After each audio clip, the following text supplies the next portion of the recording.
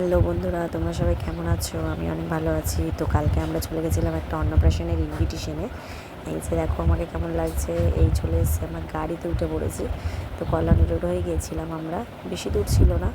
এটা মিন্তা কালচার মোড়ে ছিল। আমার একটা বান্ধবীর ছেলের অন্নপ্রাশন। ও আমার ছেলের থেকে দুদিনের বড়। হ্যাঁ, দুদিনের বড়। আমরা একই সময় ডক্টর দেখাতাম, তো ওখান থেকেই আমাদের চেনা জানা। তো খুব ভালো বান্ধবী হয়ে গেছি দুজনে। তো ওরই ছেলের অন্নপ্রাশনে গেছিলাম। এতটাই আস্তে চলছিল গাড়িটা, মনে হচ্ছিলো গাড়ির আগে আমি চলে যাব। তো দেখো আমার পুচকু গাড়ি দেখতে দেখতে, রাস্তা দেখতে দেখতে চলে যাচ্ছি আমরা। এই যে গাড়িটা খুবই আস্তে যাচ্ছিলো, কোনো প্যাসেঞ্জার ছিল না, তো যার কারণে হেভি আস্তে আস্তে চালাচ্ছিলো।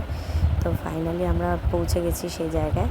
আমার বান্ধবী আমাদের নিতে আসবে, ওই যে চলে এসছে নিতে। ওর বাবাকে আমি একটু দেখিয়ে দিলাম, ওর বাবার মুখে যেহেতু একটা ঠিক আছে যে আমার বান্ধবী। তো আমরা হাঁটতে হাঁটতে ওদের বাড়িতে যাচ্ছি। ওদের বাড়িটা একদম কাছেই ছিল, গাড়ি থেকে নেমে একটুখানি 2 মিনিট হাঁটার পর। তো এই যে আমাদের নিয়ে যাচ্ছে ওদের বাড়িতে। তো যেতে যেতে অনেক কথা বলছিল যে এত দেরি হলো কেন, ঠিকভাবে আসতে পেরেছি কি না, অনেক বক্তব্য ছিল, সেগুলোই দেখাচ্ছিলাম। এই যে হাঁটতে হাঁটতে আমরা যাচ্ছি ওদের বাড়ির কাছে। কালকে অনেকটা লেটও হয়ে গেছিলো আমাদের যেতে যেতে। এই যে চলে এসে ওদের বাড়ির কাছে। এই যে ওদের সব সাজিয়েছে এত সুন্দর করে। আমার বান্ধবীকেও কালকে ভালোই লাগছিল, সবার সাথে আলাপ করিয়ে দিচ্ছে ও নিয়ে গিয়ে। অনেকগুলো পুচকি এসেছিলো, যে সবার সাথে আলাপ করিয়ে দিচ্ছে। এই যে তো চলে গেলাম আমাদের বাড়িতে, সবার সাথে কথা টথা বলে। এই যে যেখানে ওরা সাজিয়েছিল ঋষভের অন্নপ্রাশন লেখা, সেই জায়গাটায় চলে গেছিলাম।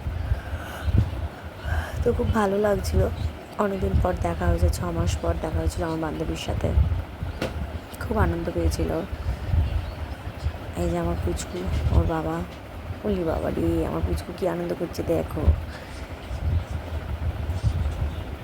আমরা বাইরে বেরিয়ে একটু ফটো তুলছিলাম, সবার সাথে একটু কথা বলছিলাম। ভালো করে সাজিয়ে, সুন্দর করে বেলুন টেলুন দিয়ে সাজিয়েছিল ওদের প্যান্ডেলটাকে। এবার চলে এসেছি খাওয়া দাওয়ার জায়গায়। ওর বাবা খায়নি, যেহেতু ওর বাবার মুখে সমস্যা ছিল, তাই আমি বসে পড়লাম। ও বাবার জন্য পার্সেল করে পাঠিয়ে দিয়েছিল, তো আমি বসে বসে খেয়ে নিয়েছি একা একা। প্রথমে এসেছিলো ডিমের টেবিল, তার সাথে এসেছিলো স্যালাড, তারপরে ছিল রাইস, তারপরে চিকেন কষা ছিল লাল লাল ঝাল ঝাল করে, তারপর চলে এসেছিলো আমের চাটনি, তারপরে পাঁপড় ভাজা। এই যে কয়েকটা ফটো তোমাদের সাথে শেয়ার করে নিচ্ছি। এটা হলো আমার বান্ধবী আর আমি। এই ওর ছেলে আর আমার ছেলে একসাথে আমরা ফটো তুলেছি। মাঝখানে ওর মা, মানে কাকিমা। এটা হচ্ছে আমার বান্ধবীর বৌদি। সবার সাথেই কম বেশি ফটো তুলেছে। এই যে আমি, রিবু বাবা আর রিবু। কেমন লাগলো তোমরা সবাই জানিও। টাটা।